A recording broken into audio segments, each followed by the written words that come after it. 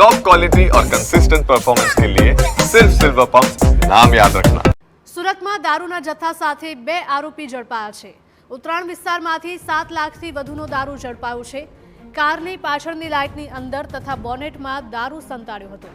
Car અને દારૂ મળીને કુલ 17 લાખથી વધારાનો મુદ્દામાલ જપ્ત કરાયો છે। પોલીસે આરોપીઓ વિરુદ્ધ કાયદેસરની કાર્યવાહી પણ હાથ ધરી છે।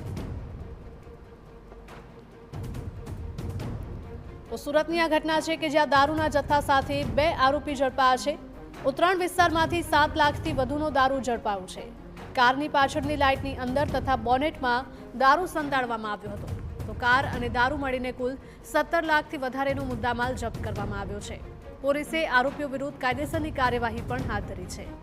તો સુરતમાંથી અવારનવાર દારૂ અને ડ્રગ્સ પકડાવાના કિસ્સાઓ સામે આવી રહ્યા છે। તેવામાં પોલીસ દ્વારા પણ સઘન ચેકિંગ અને તપાસ કરવામાં આવી રહી છે। તેવામાં પોલીસને પણ એક બાદ એક સફળતા મળી રહી છે।